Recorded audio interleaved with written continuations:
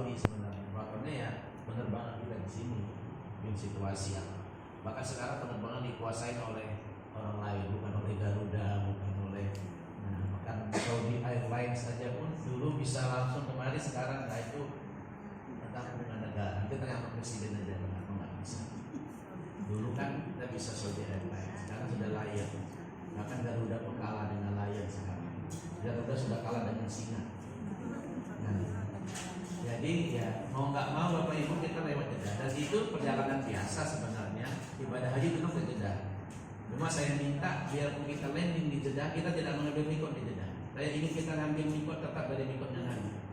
Jadi kita berangkat ke Madinah. Gak apa-apa naik bus, busnya pakai AC, Bapak Ibu jangan khawatir. Ya nyaman, tinggal ya mudah-mudahan jalan tolnya pasti nggak seperti jalan tol di Indonesia. Itu persis seperti perjalanan dulu dari Jeddah.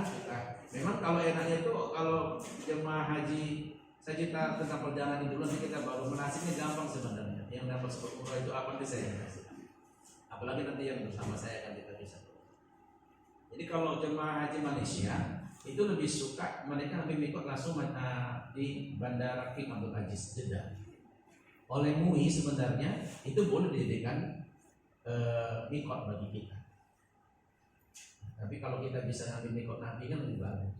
Ngapain dari situ gitu ya. Dari saya ngambil mikot, kemudian kita langsung ke Mekah dan umroh. Kita ke Madinah dulu, ziarah sama langsung. Dari situ kita ngambil mikotnya Nabi. Jadi bagaimana Nabi dulu umroh dari sana.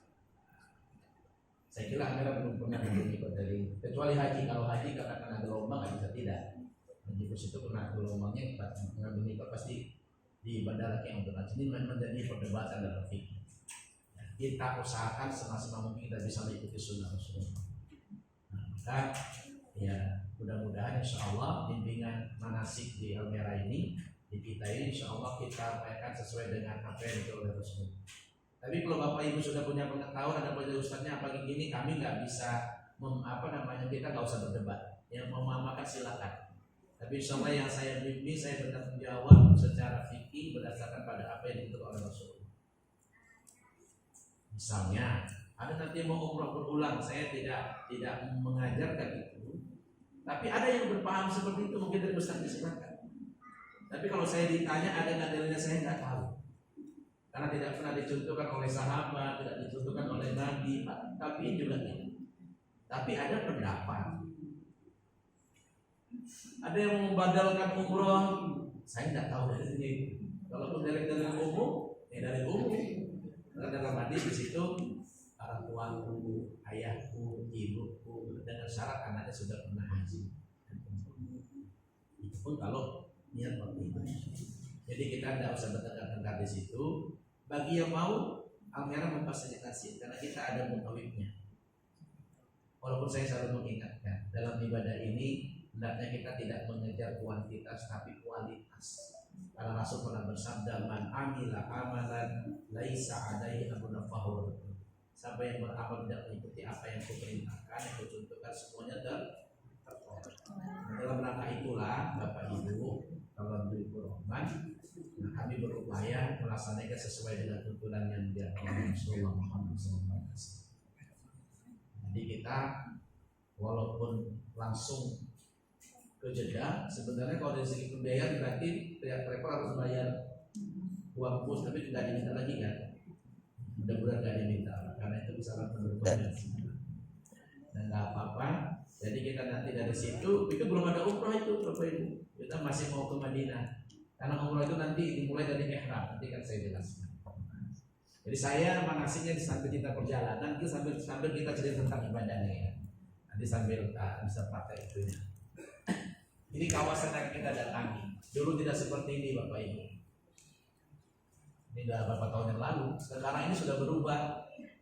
Nah, ini sekarang sudah di sini. Sekarang sudah ada bangunan. Ini sampai kemari. Ini Masjid Abdullah sudah ada. Nah, insya Allah yang selalu dipakai oleh Almera itu sekitar ini. Ini Hilton. Ini jam-jam tower. Di sini banyak hotel, ada Elaf Indah, ada apa namanya Aswa, ada Asia Makarim, ini Asia kita ini Asia kita. Nah ini mispala itu dari sini, ini mispala di belakang ini. Nah kalau supaya dapat bayangan, jemaah haji Indonesia itu ring 1 terdekat itu biasa di sekitar mispala ini, tapi jauh ada nanti di sekitar sini, itu sudah dekat. Jadi yang mau kita datangi itu masalah kita ini. Ini Safa dan Marwah. Gak apa-apa, bayarkan aja biar terbayar. Nah, tapi bagi yang sudah, saya jamin pasti dapat pengalaman beda. Saya itu setiap tahun ke sana pasti beda. Gak bisa saya gambarkan harus sama. Makanya kalau Bapak Ibu tanya apakah saya was-was ke sana, tetap was-was. Jangan ibu kira karena sering biasa, bisa lewat udah enak, di sana udah semuanya. Enggak juga, karena nggak ada yang tahu terjadi di sana. Was-was saya terutama itu membuat saya selalu berharap kepada Allah supaya saya diberi kemudahan, kelangkaan, apalagi membawa jamaah, karena niatnya itu nggak ada yang lain. Dan itu harus dengan ilmu dan semuanya, gitu ya. Tadi saya membatasi cuma 1 bus aja, dulu sempat 2 bus kasihan jemaahnya. Nanti saya ke bus 1, yang satu bilang Ustaz tempat kami lah, katanya. Satu lagi bilang tempat kami lah Ustaz, jadi buat pula busnya.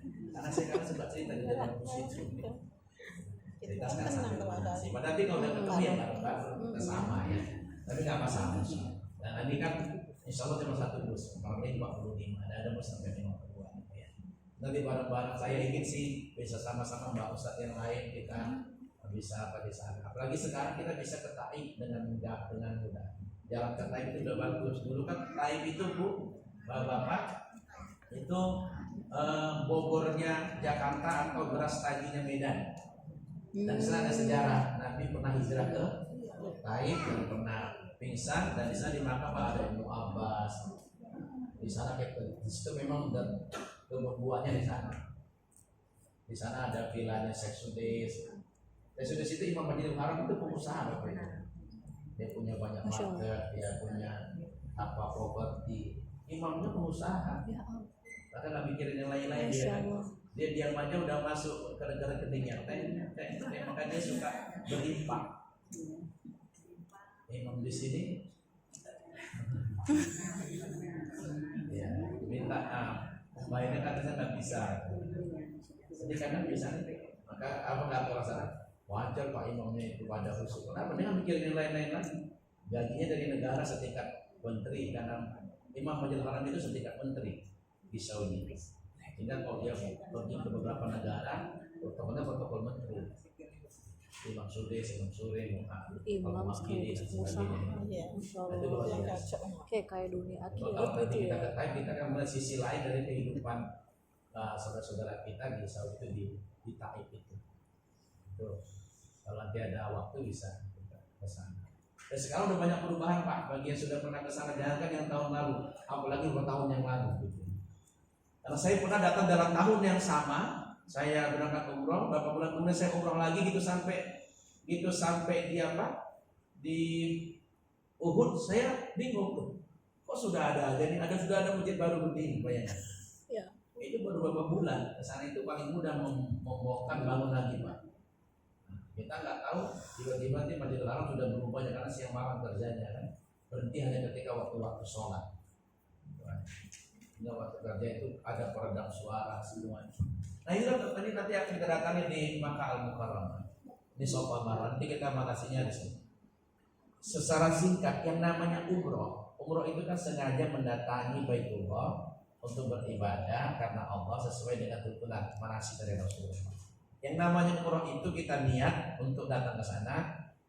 Nanti kita ngambil niatnya di Bir Ali di Madinah. Dari situ kita pakai ihram, berangkat kemari, sampai di sini kita tawaf 7 kali, sholat 2 rakaat di belakang makam Ibrahim. Di sini tawaf 7 kali, 1, 2, 3, 4, 5, 6, 7, selesai. Itu umroh cuma itu Pak.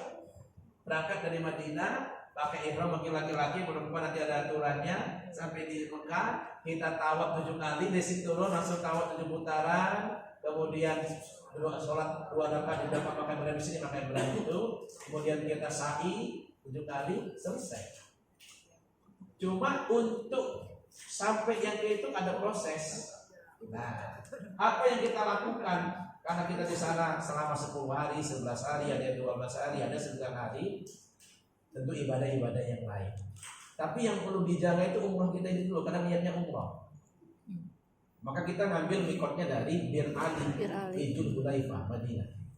Dari situ biasanya kita berangkat siap zuhur. Nah, kemudian kita berangkat nanti ke naik bus. Itu aja umroh itu. Cuma apa yang dibaca nanti? Nah, ini nanti mau kita.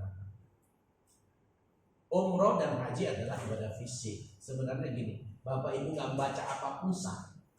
Orang tahu itu awal, orang sahih. Tapi kita tidak hanya menjaga sahnya. Kita harus tahu juga apa sih hikmah kita ada di situ. Bagaimana sebelum berangkat. Maka doa-doa itu nanti sudah dicetak dan diberikan kepada. Dan kita di sana berdoa, jangan membaca doa, membaca buku doa. Bukunya jatuh malah bingung dia. Bagaimana trik-trik? Nah ini kan secara singkat ya. Dan ini sekarang sudah bangunan semua nih Bapak Ibu, udah luar biasa perkembangannya. Bahkan sekarang di sini ada tempat wisata baru, orang bisa naik sampai ke puncak atas untuk melihat situasi apa namanya Mekah. Nah, ini sudah saling apalah. Dulu